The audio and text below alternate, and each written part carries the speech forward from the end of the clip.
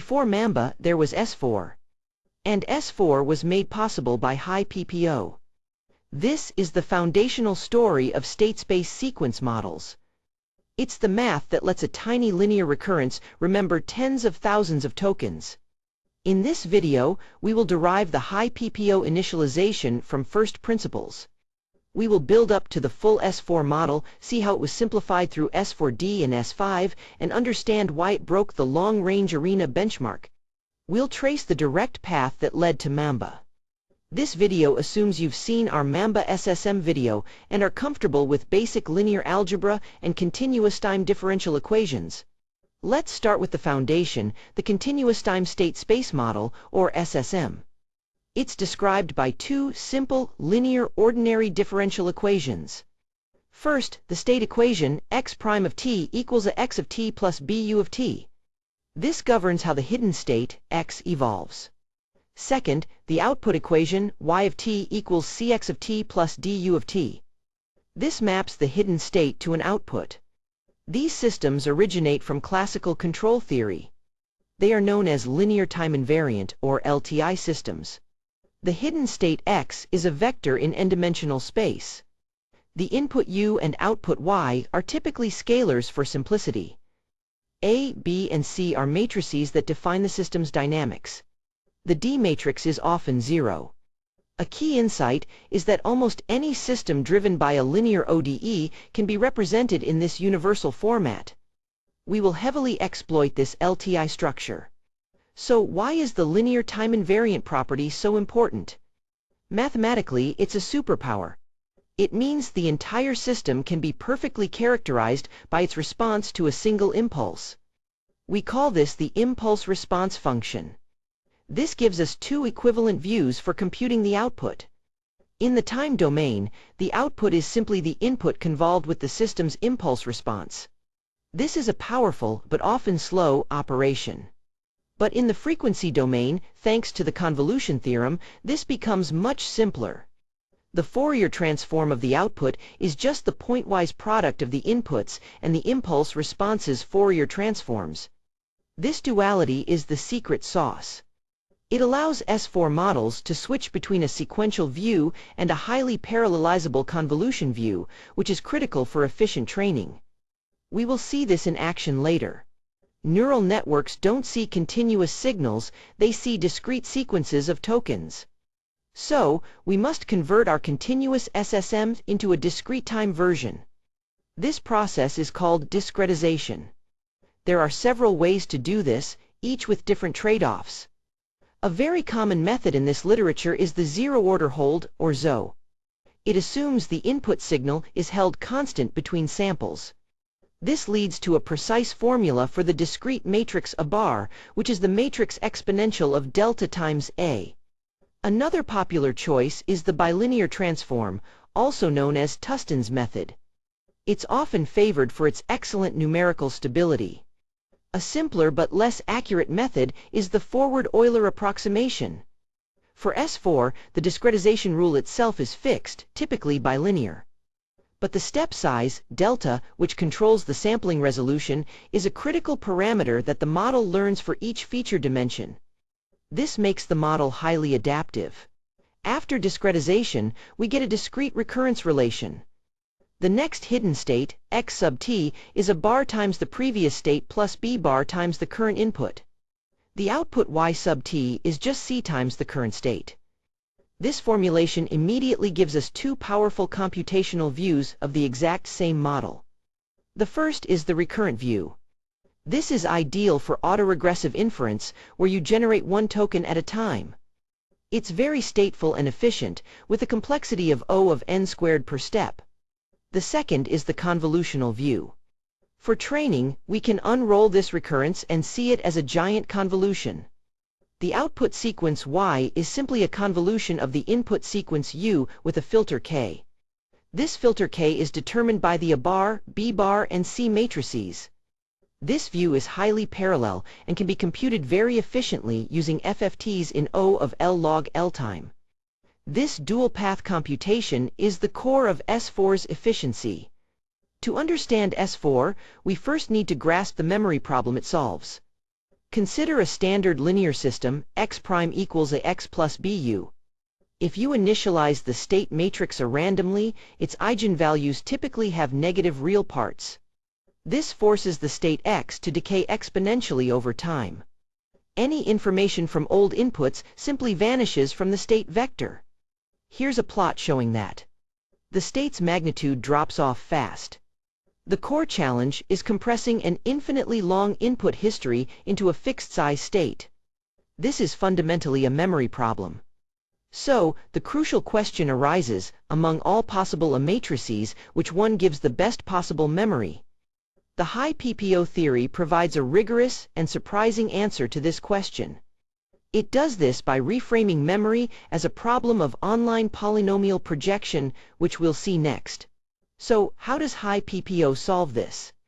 The central idea is to reframe memory as continuous compression.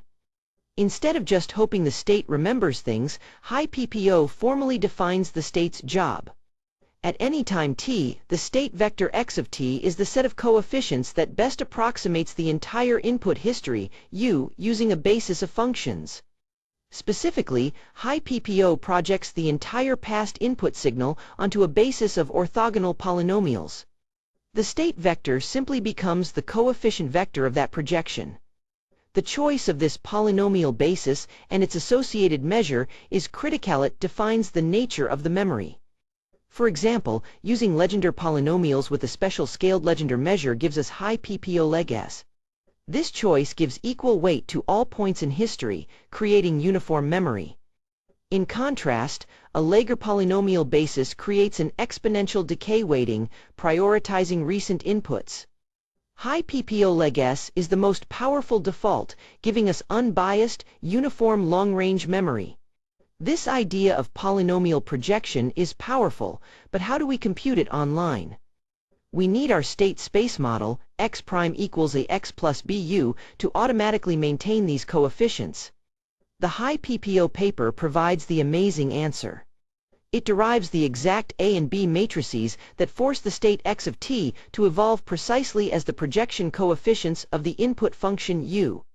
The closed-form derivation is in the original paper, and it depends on the chosen polynomial basis and measure. The result is a specific, non-trivial structured matrix, A.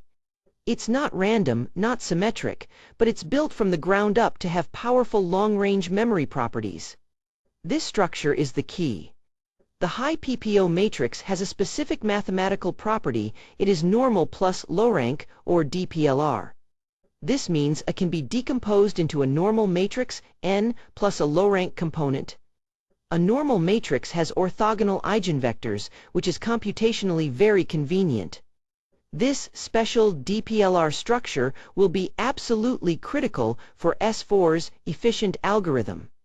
Let's make this concrete by looking at the most important variant, HiPPO leg s, which underpins S4. This version uses scaled Legendre polynomials to represent the history. When you run the math, you get beautiful, closed-form expressions for the A and B matrices. For the state matrix A, the entry a sub n, k, is defined as the square root of 2n1 times 2k1 for all n greater than k. The diagonal entries, a sub n, n, are simply negative n plus 1. The entries above the main diagonal are all 0. This structure is lower triangular, plus a rank 1 correction. For the input matrix B, the entry B sub n is simply the square root of 2n1. This is the specific initialization S4 uses for its state matrix. It's a profound insight. We can initialize a model with a matrix that is provably near optimal for long-range memory right from step 0, before any training. So, how do we get from the HiPPO matrix to the S4 model? We start by taking the continuous time HiPPO matrix, A, as our foundation. The first step is to discretize it. Using a standard method like the zero-order hold, or ZO, we convert the continuous A-B matrices into discrete A-bar, B-bar matrices. This makes them usable in a digital, sequential context. Now, think of this single-state space model as one layer in a deep network. The S4 architecture simply stacks many of these SSM layers on top of each other. Each layer has its own A, B, and C matrices. Some are initialized with HiPPO and frozen, while others are learned. The output of one S4 layer becomes the input to the next. In between these layers, we add standard deep learning components like nonlinearities, such as GLU or CLU, and layer normalization. The entire resulting architecture is fully differentiable end-to-end. This stacked architecture seems simple enough, but there's a major computational problem. If we compute the output naively using the recurrent formulation, it's very slow on modern hardware like GPUs. It's an inherently sequential process. The alternative is to use the convolutional view. Here, we precompute a convolution kernel K and apply it to the entire input sequence. The issue is that forming this kernel requires computing powers of the state matrix, C times B, C times a bar times B, C times a bar squared times B, and so on, up to the sequence length L. For a state size of n, this direct computation costs O of n squared times L. This is far too expensive for long sequences. On top of that, it's numerically unstable. For high powers, the eigenvalues of a bar can either explode to infinity or vanish to zero, making training impossible. We need a smarter way. S4's clever solution is to parameterize the matrix in a special way. It's structured as a diagonal plus low-rank matrix, or DPLR. The formula is A equals lambda minus PP star, where lambda is a diagonal matrix and P is a vector. Now, this might seem like a heavy restriction, but it's not. The original HiPPO Legendre matrix already has this structurates what's known as a normal plus low-rank matrix. So we're not losing the theoretical grounding. The reason this structure is so powerful is purely algorithmic. It turns out that for a DPLR matrix, the convolution kernel K can be computed analytically using a special mathematical object. This object is related to a generating function called the Cauchy kernel. The beautiful part is that this kernel can be evaluated incredibly efficiently. We can compute all L elements of the kernel in just O of n log n time using Fast Fourier Transforms, or FFT. This completely sidesteps the O of n squared L bottleneck. So let's look at the full training pipeline. In the original S4 paper, the core state matrices A and B were kept frozen. They were initialized using the HiPPO theory and never updated during training. Only the output matrix C and other standard network parameters were learned. Later versions, like S4D, found it was beneficial to learn A and B as well, but still starting from the HiPPO initialization. The crucial architectural constraint here is that the A, B, and C matrices are not input dependent. Within a given layer, the same SSM matrices are used for every single token in the sequence. The convolution kernel is fixed for the entire sequence.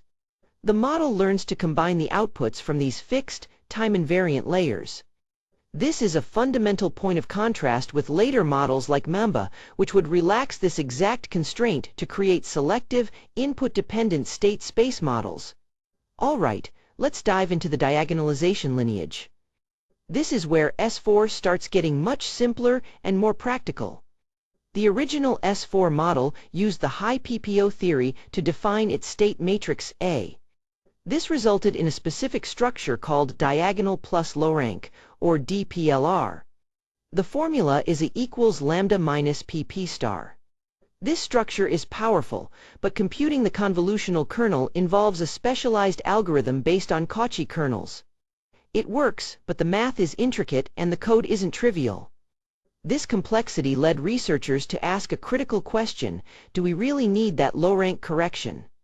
What if we just used a simple, purely diagonal matrix, for A? This would dramatically simplify both the mathematics and the implementation. The S4D paper investigated exactly this question. S4D, for S4 diagonal, does exactly what you'd expect. It parameterizes the state matrix A as a purely diagonal matrix. The diagonal entries are complex eigenvalues, which we can call lambda 1, lambda 2, up to lambda n. The paper proposed two main initialization schemes for these eigenvalues. The first, S4D-lin, simply spaces the imaginary parts linearly. The second, S4D-inv, uses an inverse polynomial spacing, like 1 over 2k plus 1, which was inspired by the eigenvalues of the original Legendre polynomials from HiPPO. All real parts are initialized to be negative to ensure stability. The surprise result was just how well this worked. On the challenging long-range arena benchmark, S4D nearly matched the full, more complex DPLR version of S4. This was a huge finding. The diagonal structure is enough. The implementation becomes trivial just scalar exponentiations for discretization and standard fast Fourier transforms for convolution. The S5 paper from Smith, Warrington, and Linderman in 2022 took this simplification journey even further. First, it moved from a single-input single-output or SISO setup to a multi-input multi-output or MIMO SSM for each layer. This is a more standard setup in modern deep learning. But the most important contribution was the introduction of a parallel scan algorithm. By leveraging the associative property of state transitions, they could compute the entire output sequence in parallel, not just sequentially. With a diagonal matrix, the state for each of the n channels evolves completely independently. This means you can run n parallel scans on a GPU, one for each channel, making it incredibly efficient. This is the exact same algorithmic trick that Mamba would later use and generalize. The result was a much cleaner, more modern codebase than S4, achieving similar or even better performance on LRA. S5's parallel scan is the direct ancestor of Mamba's selective scan. So let's visualize this lineage. We started with HiPPO, which gave us the mathematical theory for an optimal matrix. S4 took this theory and implemented it with the full DPLR structure using complex Cauchy kernels. Then S4D asked if we could simplify and showed that a purely diagonal matrix was sufficient. S5 built on this, adding a MIMO interface and, crucially, the parallel scan algorithm. Finally, Mamba generalized this entire stack by making the A, B, C, and delta parameters input dependent. The key takeaway here is that the core SSM models got simpler over time, not more complex. The math became cleaner and the implementations became more practical, all while maintaining or even improving performance. So, how does S4 work in practice? We can unroll the recurrent SSM into a massive convolution.